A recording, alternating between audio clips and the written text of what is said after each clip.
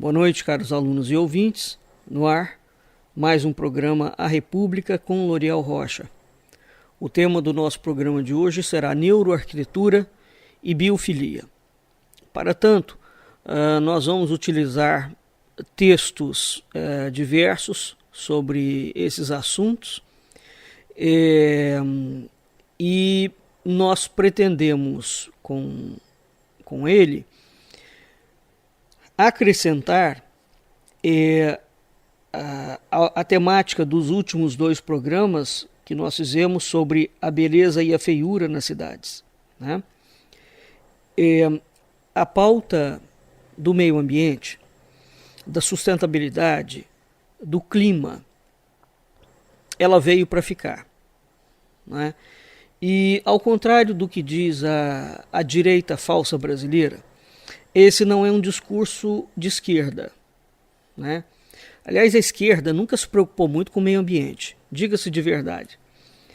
Evidentemente que está dentro do mercado internacional em vista a ideia do meio ambiente, a ideia do clima, a ideia dos créditos de carbono, de uma série de coisas, né?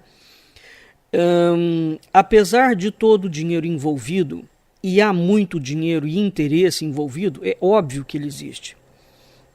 Existe também uma necessidade real das pessoas, das empresas, dos animais, uma vez que os homens vêm agredindo continuamente o ambiente, a natureza. Existe uma necessidade real das pessoas de reconectar-se com a natureza. Exatamente em razão das cidades hoje serem despovoadas de natureza, não é? Porque parece que o ser humano só dá valor à coisa quando ele perde. Então, num movimento oscilante, quer dizer, você vai construindo, desmatando, transformando a vida das pessoas num verdadeiro inferno. Porque morar em cidades, sobretudo em cidades grandes, tem sido sempre algo bastante estressante, né? Então, esse ato de fazer cidades, esse ato econômico, político, social, essa necessidade que existe para que as cidades se expandam, havia um conceito de que essa expansão só poderia se dar em cima da destruição absoluta do meio ambiente. E essa destruição absoluta do meio ambiente está adoecendo as pessoas, né? Então, a gente está trazendo essa série de discussões aqui. A primeira começou com a ideia de feiura. As cidades são muito feias, sobretudo as cidades brasileiras, é uma coisa horrorosa, exceto o que a gente tem aí do período colonial e pontualmente algumas cidades no sul do país, né, em razão da imigração estrangeira, né, e da colonização estrangeira. Via de regra, as cidades brasileiras são feíssimas demais da conta, muito mal cuidadas, muito mal administradas, enfim, tem uma série de problemas. Então, o assunto de hoje fala sobre neuroarquitetura. Veja, nos dois programas passados nós falamos sobre a ideia de beleza, né? Que a beleza não é, filosoficamente falando, um mero padrão estético. Esse é o primeiro ponto que nós temos que entender, né? A beleza é o padrão do universo, ele é um padrão matemático. Uma vez que a gente está entendendo a ideia de beleza sobre um critério não estético, ele é também estético, mas ele ultrapassa a estética, ele é a base da estética, né? Ele está presente também enquanto componente em todos os seres, vivos e não vivos, ou seja, rochas, plantas, águas, animais, árvores, etc. O que é a neuroarquitetura? Eu falei nos dois programas passados que ninguém gosta de morar em lugar feio. A feiura, entre outras coisas, vamos imaginar a feiura como algo que sai de um padrão de concepção natural. Tá? Se a gente considerar que o corpo humano a nossa célula tem frequências e um bom funcionamento. Quando elas estão funcionando mal, o resultado é doença. Bem, o cérebro tem um padrão de funcionamento de excelência, né? E esse padrão de funcionamento, ele tem uma arquitetura neural, de sinapses, de transição, de entendimento, de visualização. De certa forma, nós nos comunicamos com o mundo, a não ser que a gente tenha algum problema, o campo visual é um campo muito importante, né? Não sem razão, os filósofos antigos alertavam para essa ideia da visão. Aqui não no sentido de que a visão engana, tá? Mas no sentido de que a visão conduz, de que a visão guia, e isso é um fato. Então, se você enxerga continuamente a feiura, você vai transmitir uma mensagem para o seu cérebro e aquilo vai ser modulado em comportamento, em sentimento, em atitude. Tá claro? Bem, quando a gente fala em neuroarquitetura, evidentemente que eu estou utilizando o olho, claro, em primeiro momento, como o sentido que é mais chamado numa primeira instância, para perceptar isso tudo. Evidentemente que depois entra o olfato, entra a audição. Se você entra você está dentro da natureza, você vê a beleza da natureza, você sente o cheiro do mato. Quem não sente, por exemplo, o cheiro de mato ou cheiro de chuva, né? Você ouve o farfalhar das folhas, o cantar dos pássaros, você ouve a água correndo, você ouve os passos dos animais, né? Você percebe pelo tato o ambiente. Então todos os sentidos são ativados. Quando a gente fala em neuroarquitetura, todos os sentidos estão ativados. Evidentemente que essa ativação sensorial, ela está levando mensagem para o cérebro. É isso que eu quero que vocês entendam. Está levando uma mensagem para o cérebro. De acordo com a qualidade do que você está vendo, você vai levar um nível de mensagem ou outro nível de mensagem. É óbvio. Né? De onde advêm os traumas? Os traumas são sempre disruptivos e ruptivos. São situações, são vivências, são coisas que você presenciou, são experiências que você teve, que te quebraram por inteiro.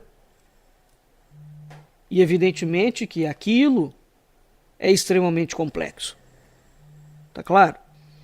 Bem, então, a neuroarquitetura, o que vem a ser a neuroarquitetura? É uma área moderna da arquitetura que reside na intersecção entre neurociência, psicologia e arquitetura. Então essas áreas se uniram para criar ambientes, para criar cidades que visam dar uma maior qualidade ao comportamento humano, fornecer maior saúde, fornecer um melhor bem-estar. Né? Quer dizer, o homem aqui está sendo visto, o cérebro não mais como uma coisa isolada, mas como algo que interage diretamente. Né? Então, você está andando, você está vivendo, você está morando, aonde você anda, aonde você mora, o que você vê, aquilo é traduzido em sensações. Sensações, percepções, ideias, comportamento. Então, isto tudo que nós percebemos, o resultado, ou isto gera um comportamento. Então, é primordial nós termos um entendimento neurocientífico, né, de como a arquitetura afeta o nosso estado de espírito.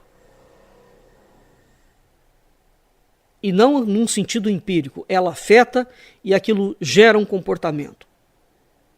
Então, o ambiente onde nós estamos inseridos afeta diretamente as nossas vidas. A qualidade do ambiente onde nós estamos inseridos afeta diretamente a qualidade das nossas vidas. Esse é um ponto de conexão primordial. É um entendimento básico. Né?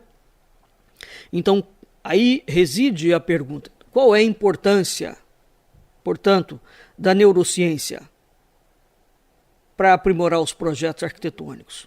Toda. Toda.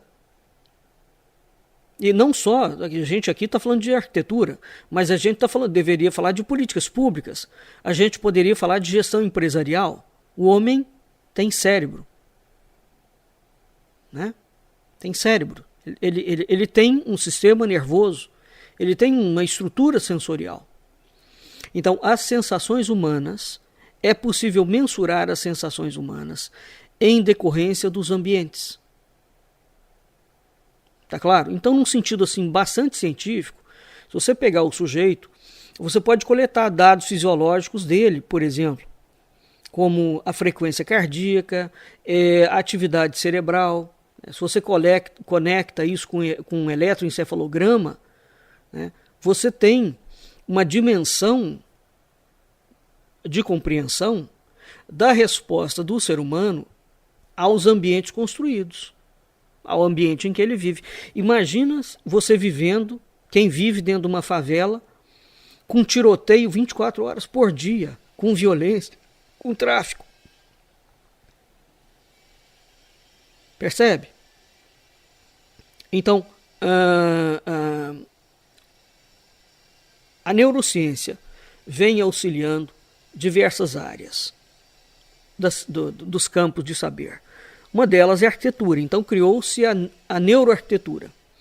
A neuroarquitetura, ela relaciona a função cerebral, né, em áreas como, por exemplo, a amígdala, o hipocampo, o córtex cerebral, as condições físicas, o meio ambiente.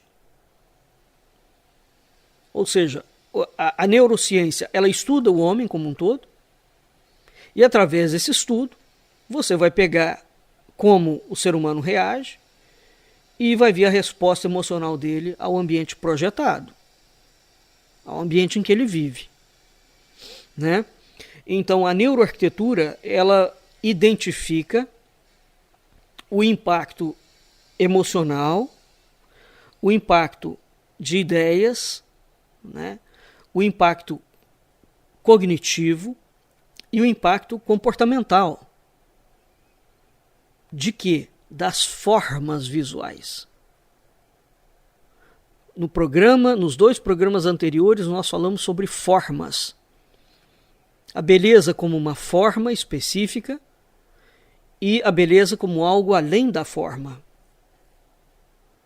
Né?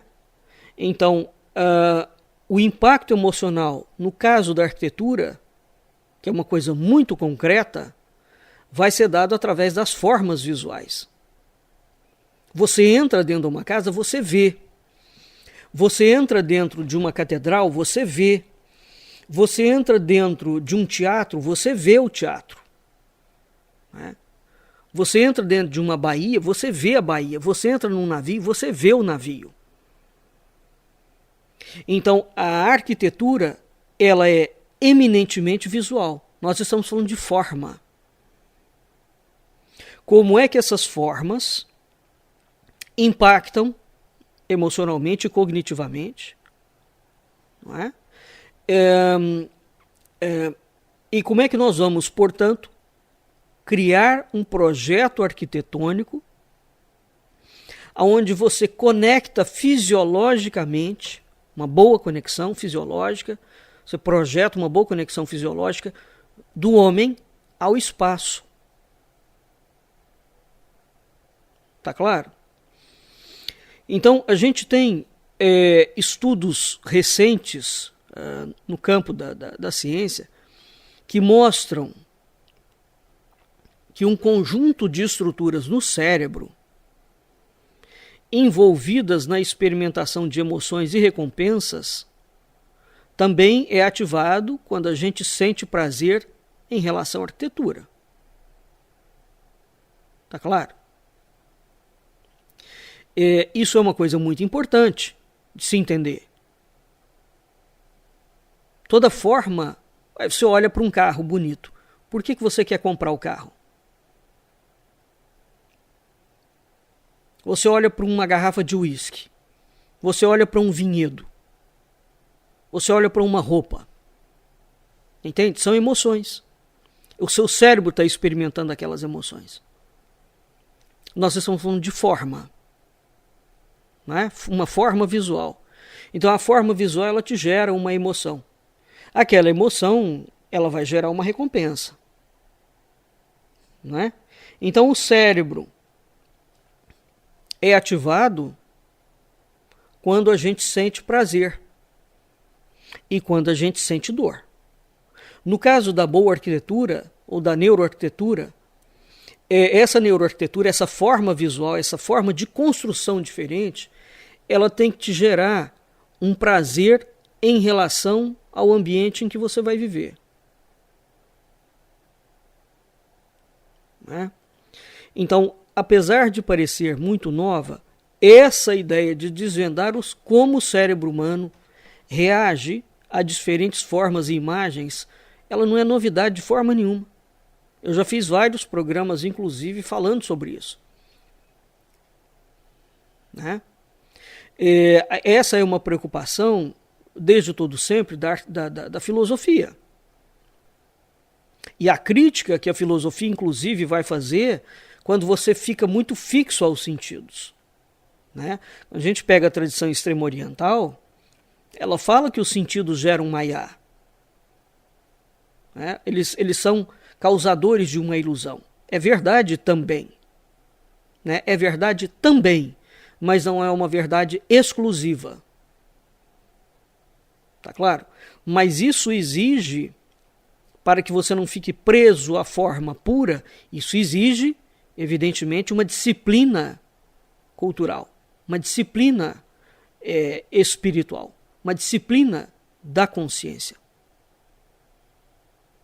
Agora, que o cérebro humano reage a diferentes formas, a diferentes imagens, a diferentes estímulos, isso de modo algum é novidade. Então, repito, o ambiente em que nós estamos vivendo, não é? Transmite para nós o mero ambiente. Você vê que uma casa, teoricamente, não conversa com você. Ela não tem boca. Mas a forma visual dela fala aos seus sentidos. Né? Então, se a gente pegar uma máquina de ressonância magnética funcional, né? Toda máquina de ressonância magnética funcional, ela utiliza imagens para provocar diferenças na atividade cerebral. Então, ela vai passando. Né? Você vai ver num filme, dependendo das imagens que o filme está lá passando, mesmo cinema mudo, hein?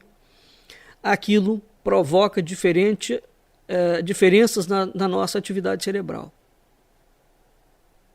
É muito simples entender como as imagens funcionam. Né? E a imagem que você está vendo, ela pode te conectar com uma outra coisa que você não está vendo. Ela abre um caminho ali, faz uma sinapse com alguma outra memória, com algum conteúdo que está retido ali dentro. Então, num primeiro momento, ela gera um estímulo. Num segundo, ela começa a fazer sinapse. Ela vai fazer conexão. Né? Você veja que um dos problemas de trauma é exatamente esse. Você não está passando mais por aquela situação, mas você passa por uma experiência e aquela experiência abre um gatilho e você reage da forma como você reagiu na experiência traumática. É imagem. Então, isso significa que a imagem fica gravada no cérebro. Em qual parte do cérebro? Não é no neocórtex. Né? O neocórtex é o cérebro mais novo. Hoje se sabe que o homem tem literalmente 4 cérebros. Ou 5. Né? Que seriam os 3 cérebros que estão na cabeça, quer dizer, neocórtex, reptiliano e mamífero. O cerebelo e a coluna, a medula espinhal, pode ser considerado um outro. Existe alguma controvérsia em relação aos cientistas nesse campo. E um outro que já é literalmente considerado cérebro. É o estômago, o intestino, a cavidade gastrointestinal. Né? Então o estômago é o segundo cérebro. Segundo alguns estudos, ele é mais importante, inclusive, do que o cérebro que está na cabeça. Né? De onde nós também entendemos, perceptamos a importância das atividades culinárias. Toda cultura tem um padrão culinário específico. Toda cultura. Eu já falei muito sobre isso. Né? Bem, voltando. Então, o ambiente em que nós estamos, ela depende de estímulos visuais. Ele libera estímulos visuais. Né? Então, uma arquitetura, hoje, a neuroarquitetura conectada à biofilia, ela concebe estímulos visuais, projeta esses estímulos para que o ser humano possa experimentar o ambiente, os ambientes de uma casa de uma forma bastante agradável. Veja que a gente tem simulação de experiência arquitetônica por meio da realidade virtual. Né?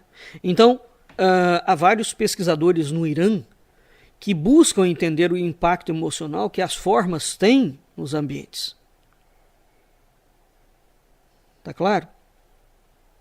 Então, existe um entendimento muito claro do impacto das geometrias, portanto das formas, na curvatura da atividade do córtex cingulado anterior. O córtex cingulado anterior é uma região envolvida na regulação da emoção. Então, esta curvatura, né, foi percebida mais positivamente quando a arquitetura realmente afeta a percepção a nível biológico. Então veja, concretamente falando, o córtex cingulado posterior, né, e o lobo occipital estão envolvidos na percepção de diferentes perspectivas, de formas. Né? Então nós temos diferentes estudos que já foram conduzidos no mundo inteiro, que correlacionam a dinâmica do cérebro, né, com os espaços arquitetônicos e as emoções. Ora, resulta de tudo isso a seguinte questão: o que nós podemos extrair, portanto, do ambiente, do espaço que eu vivo? Qual é o tipo de consciência?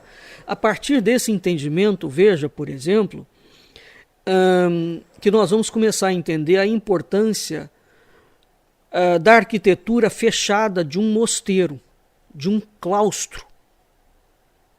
Quando você pega um mosteiro, toda a planta baixa dele diz muito sobre o que ele pretende. Ele é uma planta defensiva. E todas as energias do mosteiro correm para dentro, para o pátio central. Né? Então a própria arquitetura dita sagrada, ela ajuda a geometria, né, do edifício, ela ajuda na curvatura, nas geometrias da curvatura da atividade do córtex cingulado anterior, do córtex cingulado posterior e do lobo occipital. E aquilo gera um comportamento. Então, um monge, dentro de um claustro, ele tem que ter uma vida interiorizada. Né? Uma cidade já tem um outro tipo de exigência. Uma indústria já tem um outro tipo de exigência. Agora, independentemente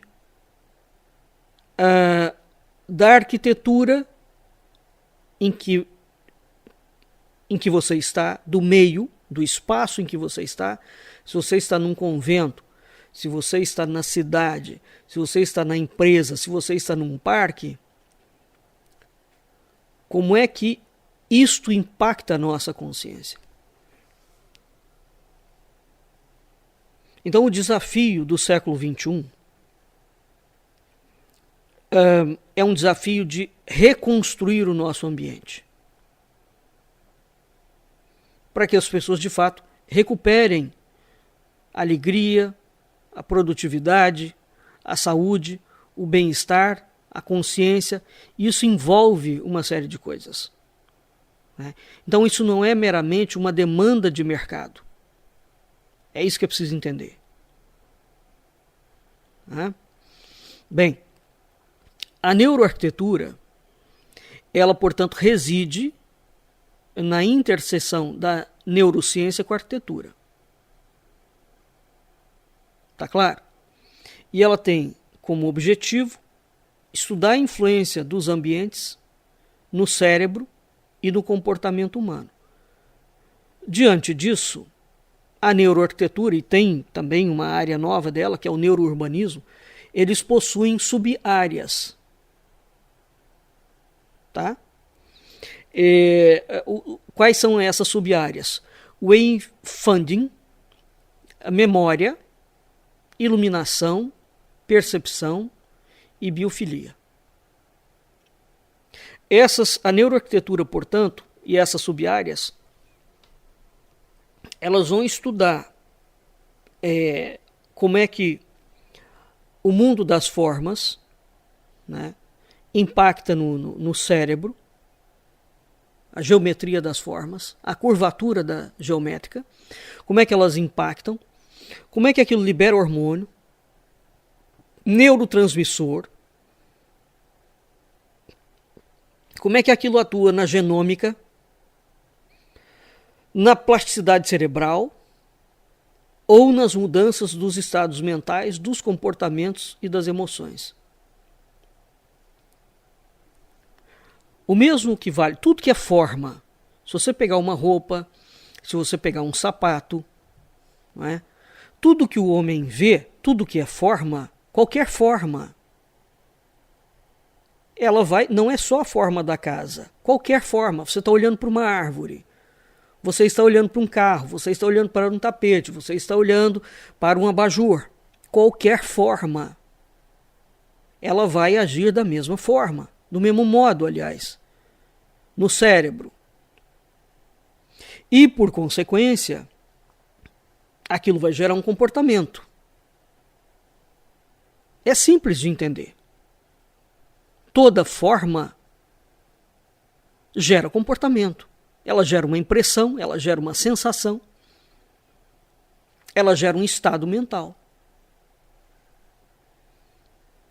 E depois de elaborar aquilo tudo, sem que você perceba que está elaborando, aquilo vai se transformar, aquilo volta para o mundo exterior, digamos assim, né? Na forma de comportamento, de atitude, de postura. Então, quando a gente pergunta por que o mundo de hoje está tão desorganizado, tão violento, por que as pessoas estão tão desconectadas da realidade, é preciso entender como é que nós estamos lidando com as formas. Não é? Esse é um ponto. Bem, o que é biofilia? O conceito de biofilia, né, ele foi desenvolvido por Eduardo Osborne em 1985. E ele consiste na tendência nativa, portanto inata, nativo no sentido de inato, da atenção humana ser cativada, capturada por seres vivos e pela natureza. Quer dizer, esse conceito é um conceito que ele foi trazido para a ciência. Mas se a gente parar para pensar, todos os povos nativos vivem em biofilia. Filia é amor, né? Bio é vida, amor à vida, amor à natureza. Todas as culturas antigas, sobretudo as nativas, as indígenas, têm conceito de biofilia. Ué. Nós criamos isso, né? O homem branco, no século XX, resolveu criar aquilo. Porque historicamente, aqui vamos falar em termos de filosofia, tá? Dentro da minha área. A filosofia ajudou, a filosofia surge na Grécia com os filósofos da physis. Depois, gradativamente, foi sendo dito que a filosofia foi substituída pelo logos, pelo mito, né? Que a filosofia tinha um componente mítico muito forte. Então você tem uma substituição pelo mito. Vai se mudando essa ideia da importância da filosofia. Quando entra a cultura cristã é uma inimiga radical do conceito de natureza filosófica. E houve, a partir desse momento, uma briga enorme. Quando veio o advento da ciência, a coisa piorou, porque ficou brigando filosofia, ficou brigando Igreja Católica, ficou brigando ciência sobre o entendimento de natureza. O resultado disso é uma desconstrução da conexão do homem com a natureza, né? E da construção de uma humanidade antropocêntrica. Então, em grande medida, o que nós estamos passando hoje no planeta é o resultado de uma guerra de 2.000 anos, ou de 3.000 anos, se a gente pegar o início da filosofia grega, com a natureza, né? E 3.000 anos depois, mais ou menos, está se conseguindo entender que essa guerra é louca. Então, o Osborne, quando propõe o conceito em 85, ele visa fazer esse caminho de volta, né? E o Stephen Kellert, que é professor na Universidade de Yale, ele vai conceituar o termo biofilia como uma inclinação humana inata. Inata. Portanto, ela não é artificial. Ela é inata como o cérebro, né? É uma inclinação humana inata para se relacionar com os sistemas, com a natureza. Natureza. Aqui ele fala especificamente com processos naturais, elementos biológicos, elementos vivos. Então ele está falando com processos naturais. Ele não está falando em processo artificial. A gente tem inúmeros estudos que mostram que o contato direto do homem com a natureza traz inúmeros benefícios em vários campos da vida dele, né? Vários campos. Então, novamente, aquela questão. Quanto tempo nós passamos dentro de casa? Quanto tempo nós passamos na rua, dirigindo, para chegar ao trabalho? Quanto tempo nós passamos dentro do trabalho?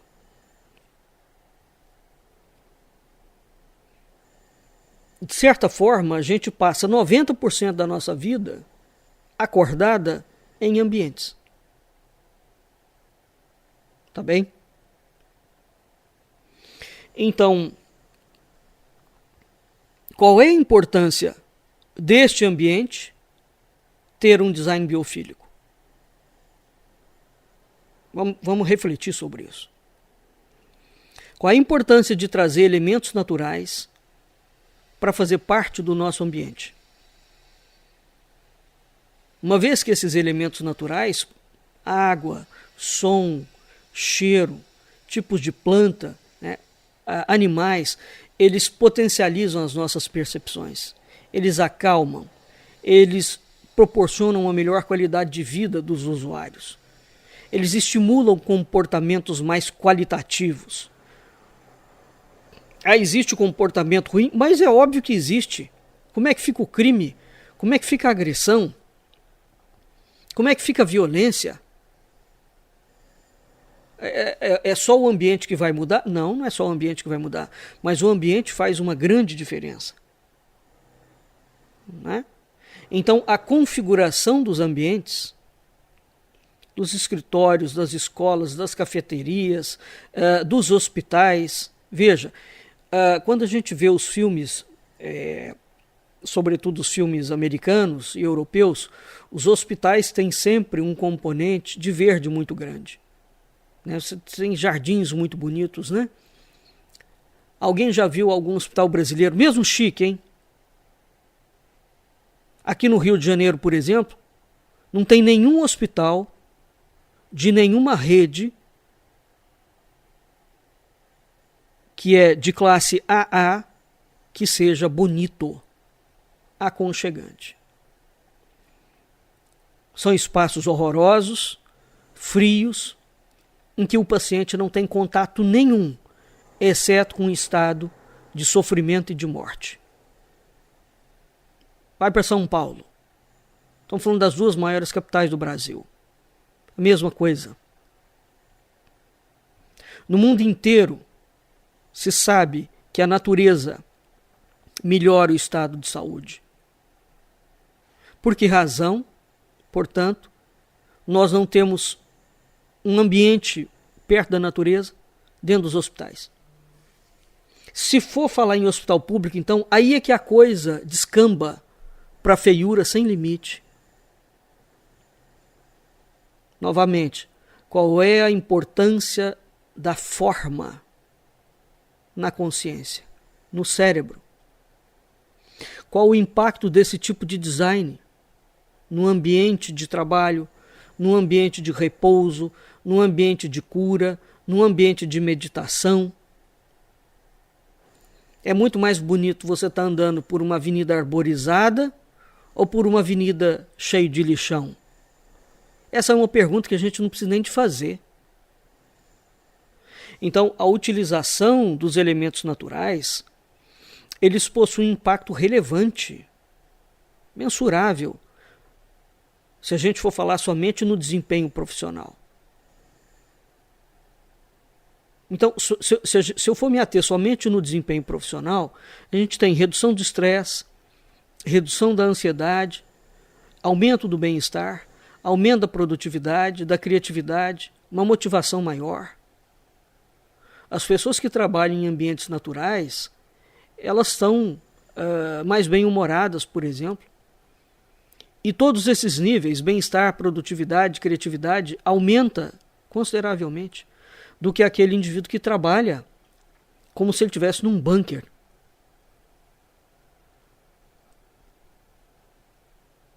Muito bem. Lembrando novamente as aulas anteriores. A beleza não é um mero padrão estético.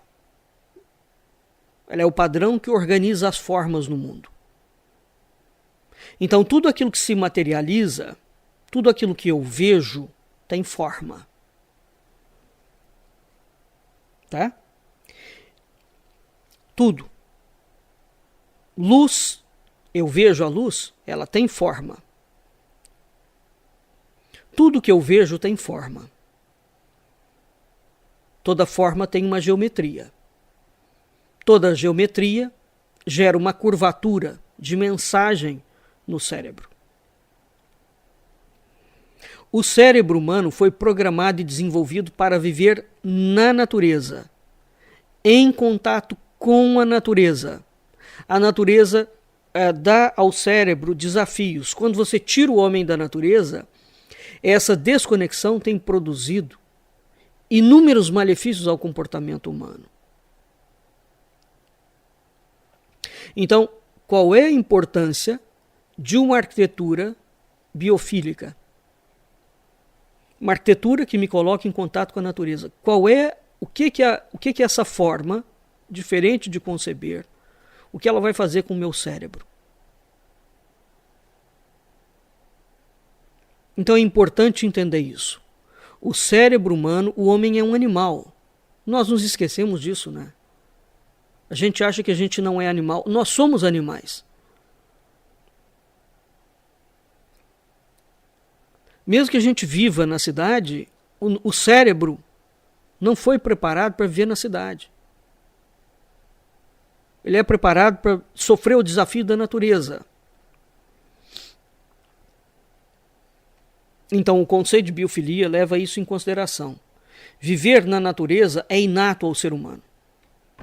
De modo que o contato com qualquer elemento que desperte a nossa relação com a natureza traz múltiplos benefícios para a saúde, principalmente a saúde mental. Né? Então, quando a gente reflete sobre o aparecimento das civilizações, reflete sobre o desenvolvimento do cérebro, né? O Homo sapiens passou milhões de anos completamente imerso na natureza. A construção de locais estáveis, vilarejos, cidades, cavernas, ou seja lá o que for, a vida em centros urbanos é considerado algo muito recente, em comparação com a trajetória do Homo sapiens. E o cérebro não está adaptado à vida urbana. Se é para existir esta adaptação, em termos de forma, de função nervosa, ele vai levar milhões de anos também. Então, agregar a natureza, trazer a natureza para os projetos de arquitetura. Repito, essa concepção não é só para a pessoa física, ela é para a pessoa jurídica, ela é para os projetos sociais, ela é para os projetos governamentais, ela é para as cadeias, para onde você pensar.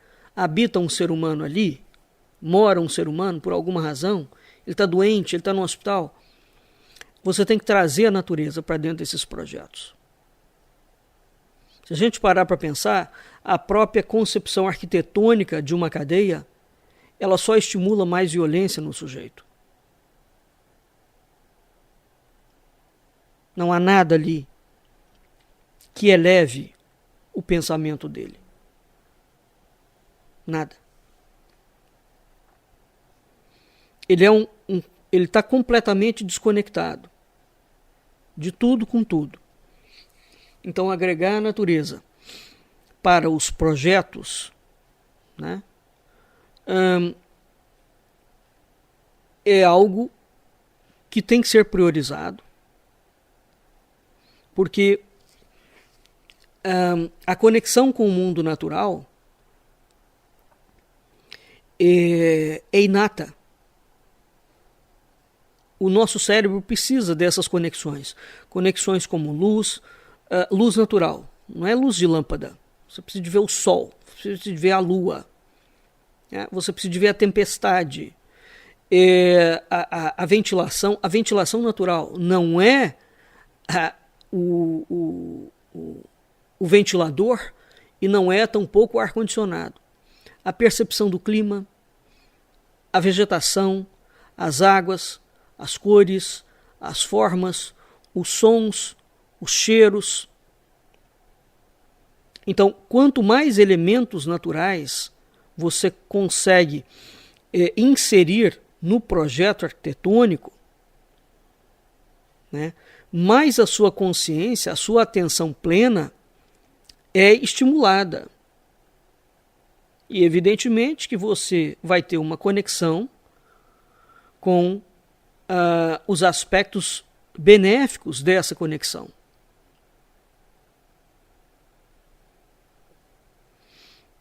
Tá claro? Quem assistiu aquele filme Avatar, independentemente da forçação de nota no filme, percebe claramente isso. Duas culturas completamente distintas. Uma completamente biofílica, é aquele mundo idílico, paradisíaco, e outra que era aquele mundo bélico. Você vê que aquele mundo bélico ele sequer tem condição de entender o que é a natureza. Ele está tão desconectado de tudo que existe que ele não vê nenhuma forma. O cérebro dele é cego. Né? Então, a gente de fato precisa criar uma conexão entre a biofilia, a neuroarquitetura e o design biofílico. Então, uma coisa é a biofilia, outra coisa é o design biofílico. O design biofílico vai construir uma casa de modo que ela trate, que ela reconecte, que ela faça conexão entre homem e natureza. O Wilson acreditava que os seres humanos, Edward Wilson, os seres humanos possuem uma ligação genética inata. Eles precisam de interagir com o meio natural. Então não basta você fazer um passeio em praça pública, tá? Em parques. A maioria das pessoas passa 90% do seu tempo em ambiente fechado. Compreendeu? Então, fim de semana, sai todo mundo enlouquecido. A biofilia vai muito além do mero contato com o verde. Tá claro? Qualquer indivíduo sabe o poder que a iluminação natural tem. Os espelhos d'água, as fontes, o uso de pedra. Todos esses elementos trazem sensações de aconchego, de relaxamento, de conforto. Não é?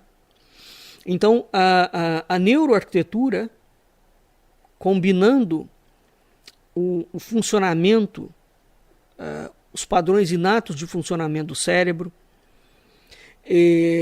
combinando as memórias culturais daquele povo, que cada povo tem uma memória cultural, não é? Ela pode gerar um projeto,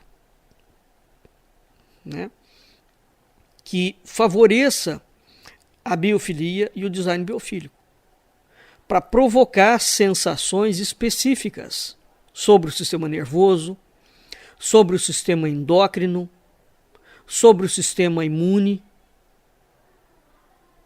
para estimular um tipo de comportamento, não é? Que seja um comportamento saudável, benéfico. Em suma, é isso. Esse campo de discussão, o conceito da biofilia é simples. Ele visa conectar o homem e a natureza. O design biofílico, ele integra a natureza ao projeto arquitetônico.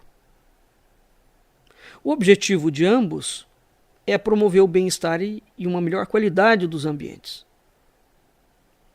Né? Porque o homem vê, e tudo que ele vê é imagem. E toda imagem